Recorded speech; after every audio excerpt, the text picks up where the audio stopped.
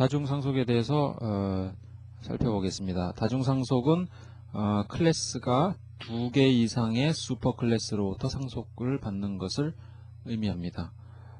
예를 들면 employee라는 것이 이제 person의 속성도 있죠.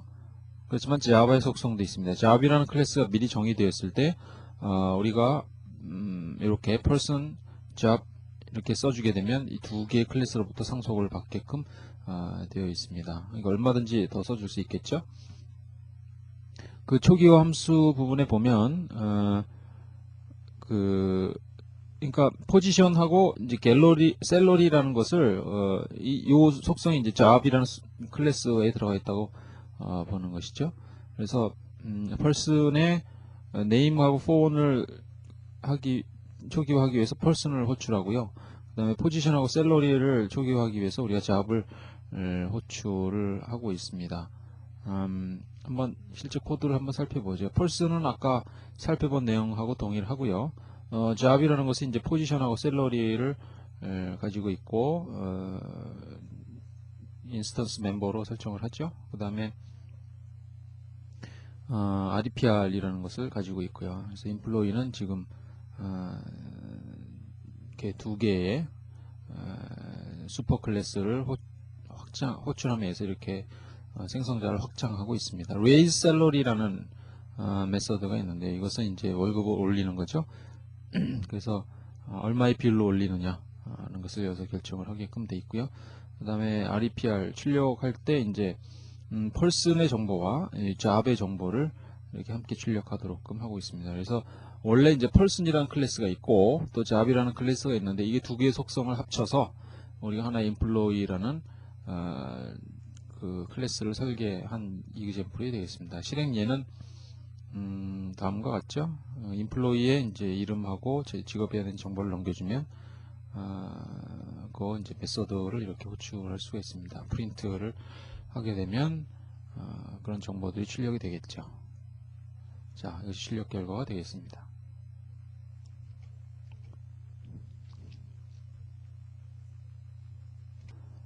이 그림은 지금 다중상속 받은 그 관계를 나타내고 있는 다이어그램이 되겠습니다. 그 person이라는 클래스, 슈퍼 클래스, job이라는 슈퍼 클래스 각각 init와 REPR을 가지고 있습니다. employee라는 그 서브 클래스도 init와 REPR을 가지고 있습니다. 이거 init와 REPR은 전부 다 이 확장을 하게끔 돼 있죠. 그 다음에 raise salary라는 독립적인 메서드도 가지고 있습니다. 메서드 처리 순서에 대해서 살펴보도록 하죠. 예를 들면 자 A라는 클래스가 있고 A를 서브 클래스로 슈퍼 클래스로 하는 AA가 있고요. B가 있고 B를 슈퍼 클래스로 하는 BB가 있고요. C라는 클래스를 하나 만들었습니다. 이것은 AA와 BB로부터 상속을 받은 그런 클래스가 됩니다. 그리고 그로부터 생성한 인스턴스 객체 C가 있다고 보겠습니다. 자, 여기서 어떠한 메서드가 요구가 됐을 때 이 메서드 혹은 이제 그 멤버가 되겠죠. 이제 속성을 참조하려고 요구를 했을 때 어떠한 순서대로 이것을 찾아가는가를 한번 살펴보도록 하겠습니다. 네모는 이제 각각 네임스페이스가 되겠죠. 우선은 C의 네임스페이스를 보죠. 인스턴스의 네임스페이스를 보고요. 그 다음에 클래스의 네임스페이스를 봅니다. 그 다음에 이 2개의 클래스로부터 상속을 받았는데 무엇을 먼저 쓰느냐에 따라서 그것이 달라집니다. 예를 들어서 여기 employee를 선언할 때 person을 먼저 쓰고 job을 나중에 썼죠. 그렇게 되면 우선 person을 먼저 검색을 하게 되는 것입니다. job을 먼저 쓰게 되면 job을 먼저 검색하도록끔 되어 있습니다. 자, 그래서 AA를 먼저 썼다고 한다면 AA로 가지요. AA에서 발견할 수 없다면 그 위로 올라갑니다. 여기서 발견할 수 없죠? 그러면 자, 다시 BB로 가고요. BB에서 B로 갔다가 B를 최종적으로 검사를 하게끔 되어 있습니다. 여기서도 어떤 애트리뷰트를 발견할 수 없다 그러면 네임 에러가 발생하겠죠. 애트리뷰트 에러가 발생하겠죠.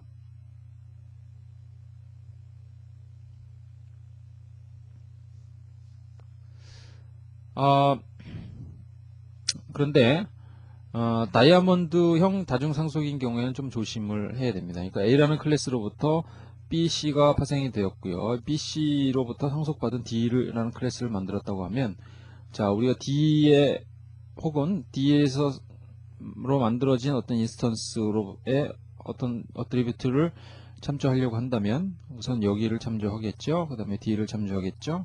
네, B가 먼저 쓰여졌습니다. 이렇게 B로 갑니다. B에서 어디로 갑니까? B의 슈퍼 클래스가 있기 때문에 A로 가죠. A는 최종적인 클래스이기 때문에 더 이상 여기서 진행하지 않고 다시 돌아옵니다. 돌아와서 C를 검사하죠. 그런데 C의 슈퍼 클래스가 또 존재하죠. A죠. 그래서 A를 두 번을 지금 검색을 하도록끔 돼 있다. 그런 얘기가 되겠습니다.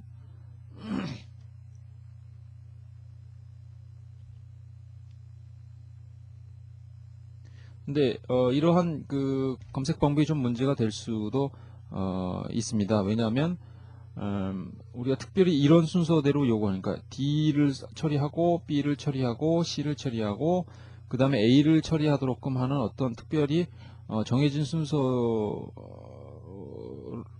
처리해야 되는 경우가 있을 경우에 이런 것은 좀 문제가 되죠. 예를 들면 자, 여기서 D의 정보를 세이브합니다. 디스크에 B의 정보를 세이브합니다. C의 정보를 세이브합니다. A의 정보를 세이브합니다. 이렇게 하면 아무 문제가 없는데 지금 이 순서대로 한다면 A라는 정보가 두 번 지금 디스크에 세이브가 되도록끔 돼 있다 그런 얘기가 되겠죠.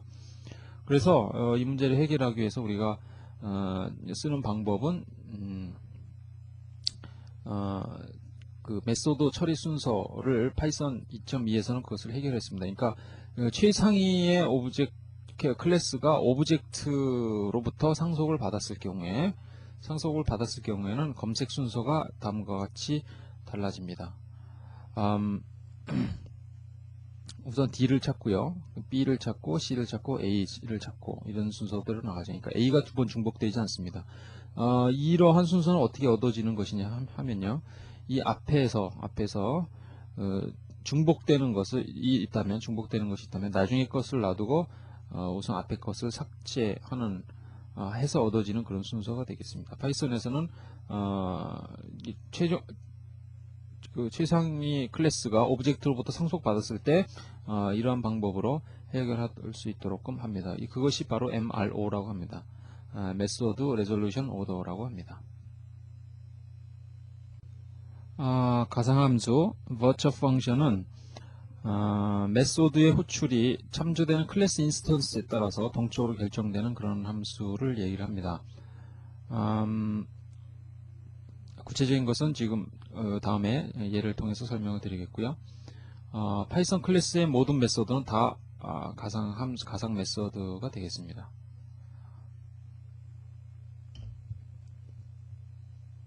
자, 다음과 같은 클래스를 한번 생각을 해보겠습니다. 자, 베이스 클래스가 있고요. 베이스 클래스의 이제 메소드 F에서는 G를 호출하죠. G에서는 이제 단순히 프린트 베이스만 합니다. 자, derived 클래스에서는 이제 베이스 클래스를 슈퍼 클래스로 하고요. 함수 G를 선언했습니다. 함수 G에서는 이제 derived라는 내용을 인쇄를 합니다. 자, B equal base에서 베이스의 인스턴스 오브젝트를 하나 만들었고요. B의 F를 호출합니다. 자, 베이스, 이게 B라는 것이 이제 베이스 인스턴스 오브젝트죠. 그래서 F를 호출하게 되면 self.g를 호출합니다. 뭐가 출력이 됩니까? 베이스라는 것이 출력이 되죠. 자, 이번에는 derived 클래스의 인스턴스 객체를 만들었고요. 그 객체를 F를 호출합니다. 자, 베이스가 있죠. 그 다음에 derived 클래스가 있죠. 자, 여기에서 파생된 A라는 인스턴스가 있죠. 이제 A의 F를 호출한다는 것이죠. A의 F가 없죠. 일로 옵니다. 없으니까 위로 올라가죠. 여기 F 있습니까? derived 클래스에 없죠. 올라갑니다. 베이스 클래스에 F 있죠. 자, 여기서 이 F를 수행합니다. 이 F에서 self.g를 호출합니다. 그런데 이 self.g가 과연 이 함수냐? 그렇지 않다는 것이죠. 여기서 출력되는 게 뭡니까? derived라는 것이 출력이 됩니다. 즉 self.g를 F에서 여기서 호출을 하지만 실제로 호출되는 것은 여기에 있는 G 함수가 됩니다. 그러니까 개념적으로 FA라는 오브젝트를 통해서 A라는 오브젝트의 G라는 것은 결국은 그것이 베이스에서 참조되든 어디서 참조되든 관계없이 derived 클래스의 G가 정의가 되기 때문에 이 G가 참조된다는 뜻이 됩니다. 이렇게 되는 이유는 A 이제 F를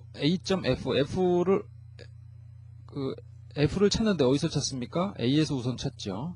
그 다음에 derived에서 찾고 베이스에서 찾습니다. 그런데 여기서 전달되는 셀프라는 것이 뭡니까? 셀프라는 것은 바로 A라는 오브젝트를 의미합니다. 함수 F에서 self.g를 호출합니다. 다시 어디서 찾습니까? 이 셀프가 뭡니까? A죠? A에서 G를 찾습니다. A, G 없죠?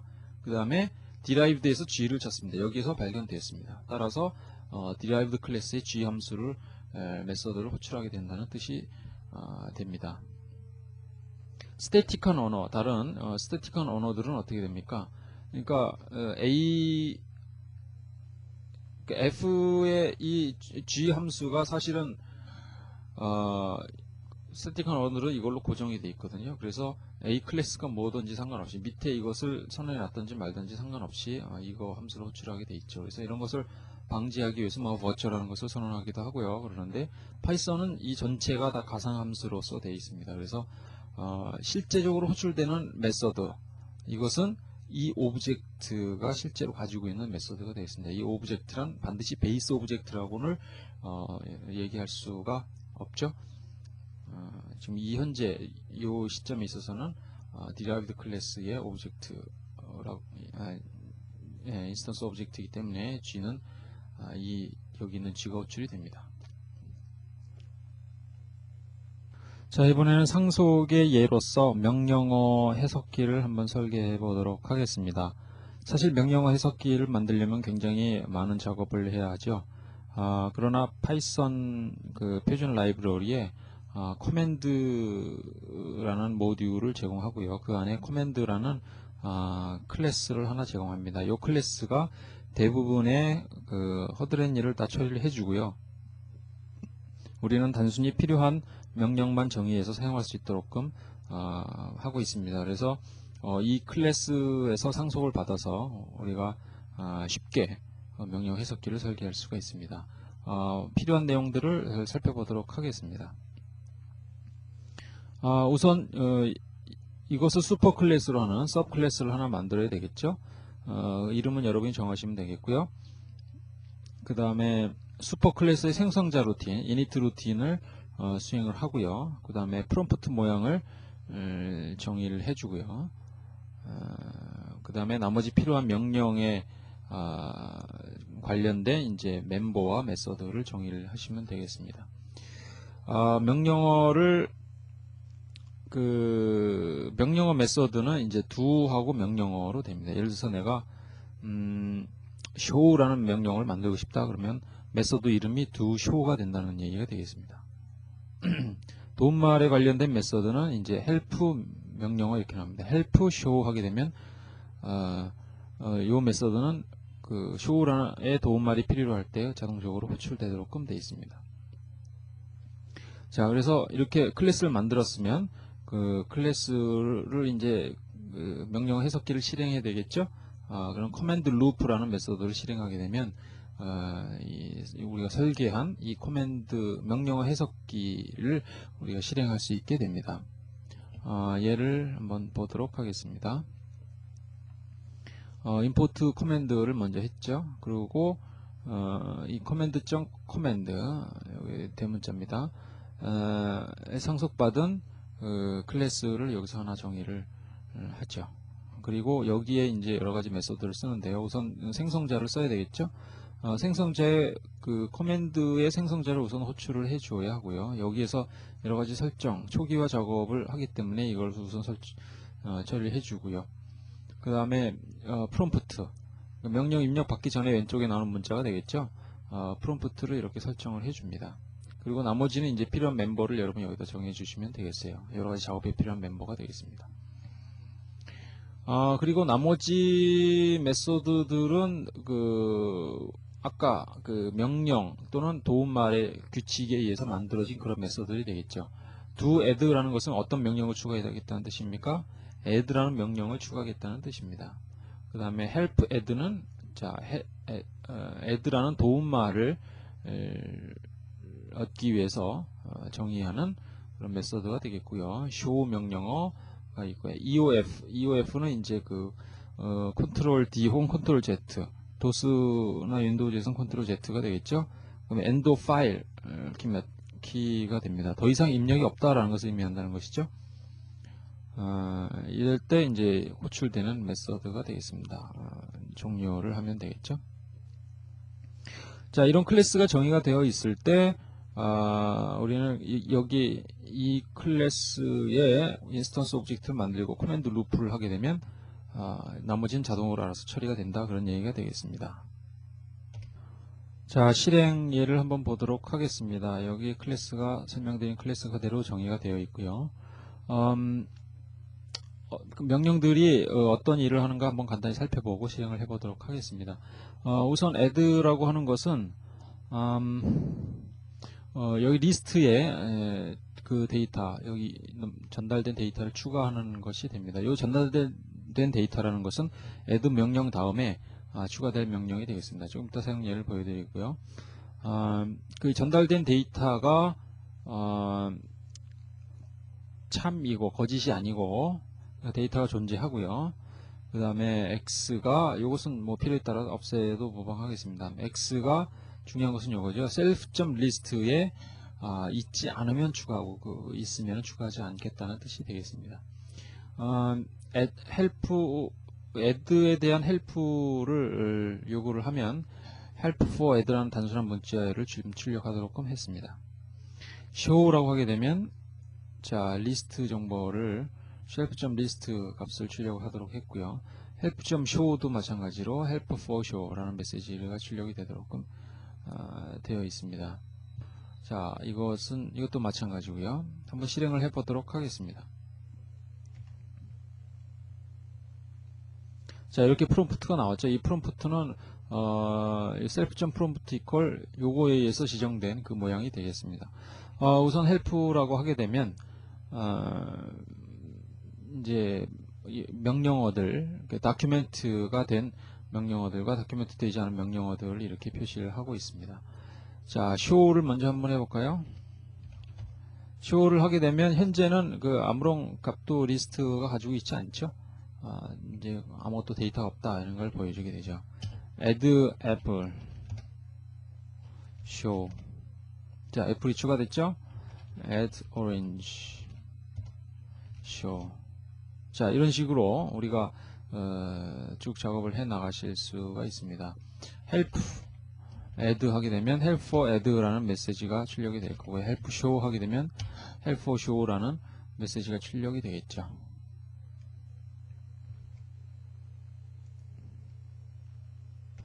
자, 이번엔 명령 하나를 더 추가해 보도록 하겠습니다. add 말고요. 그 반대되는 여기다 하면 되겠죠. 해도 됩니다만 여기 명령이 여기 있으니까 delete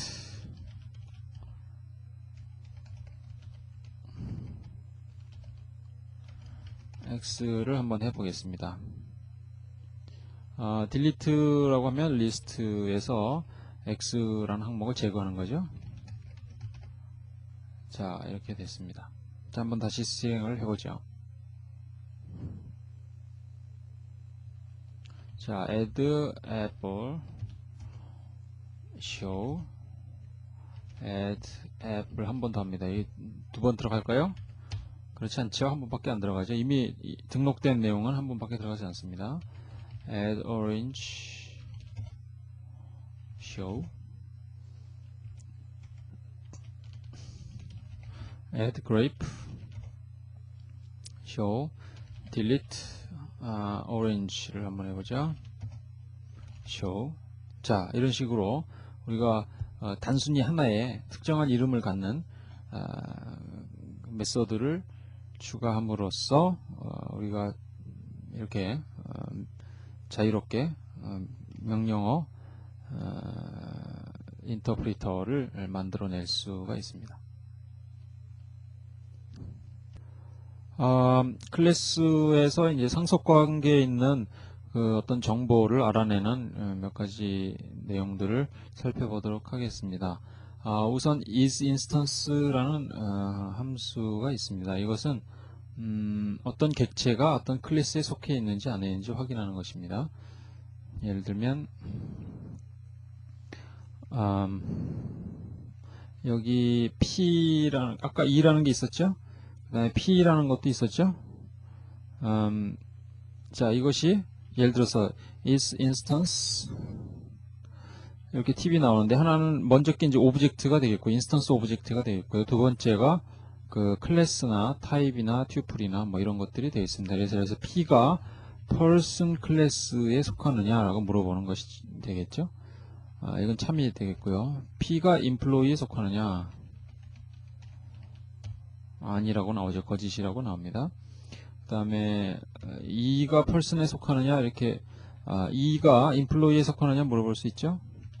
참이 됩니다. employee에 속하는 E는 그럼 person에도 속할까요? employee는 person에서 상속받은 서브클래스가 되겠죠. 그것도 참이 되겠습니다. 그러니까 여기서 보듯이 employee가 person에서 상속받은 것이 되겠죠. 그래서 employee의 인스턴스라는 것은 결국은 person의 인스턴스이기도 하다라는 의미가 됩니다. 그 다음에 isSubclass라는 함수가 있는데요. 이것은 그 클래스와 클래스 간의 상속 관계를 알아보는 그런 함수가 되겠습니다. 예를 들면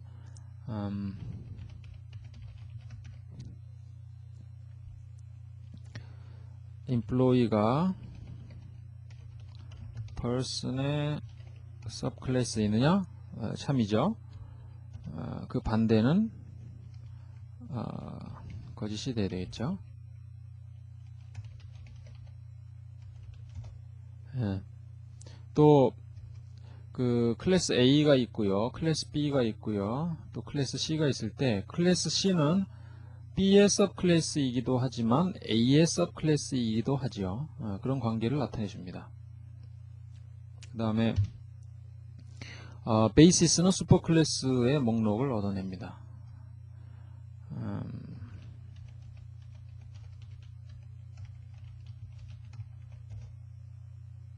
자, 이렇게 오브젝트가 하나 나왔죠. 이건 펄슨의 클래스가 되죠.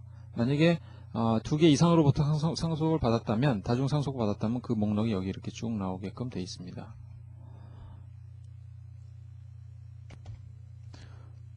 두 단계 이상의 클래스로 상속받았을 때 한번 살펴보도록 하죠. 클래스 A가 있고요. 클래스 B는 A로부터 상속받은 것이고요. 클래스 C는 다시 B로부터 상속을 받았습니다. 자, 그럼 C의 베이시스는 C의 베이시스는 B가 나오죠. C의 베이시스는 B가 나오고요. B의 베이시스는 A가 나오겠죠.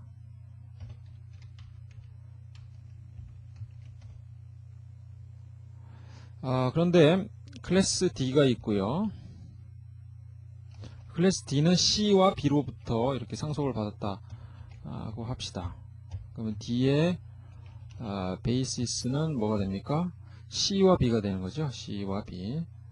직접적으로 상속을 받는 그런 클래스의 목록만 지금 여기 나오고 있습니다. 그 다음에 이제 클래스라는 속성이 있습니다. 클래스라는 속성은 그 인스턴스 객체의 클래스를 알아내는데 사용이 됩니다. 예를 들어서 D는 이제 이렇게 D 있죠. 이게 도대체 어떤 클래스에서 나왔는지 잘 모르겠다는 클래스 오브젝트 자체를 얻어내려고 하면 D.class 이렇게 쓰면은 그것을 얻어낼 수가 있습니다. 원래 클래스의 이름을 알아내고 싶으면요, 클래스의 이름을 이렇게 얻어낼 수 있습니다. 그러니까 클래스에 있는 이름 네임 속성을 얻어 취할 수가 있습니다. 딕트는 이제 클래스 객체와 인스턴스 객체의 이름 공간을 얻어낼 수가 있습니다. 예를 들면 d.dict 하게 되면 d라는 클래스의 이름 공간, d.dict라고 하면 그러니까 d라는 인스턴스 객체의 이름 공간이 되겠죠. 이렇게 해놓고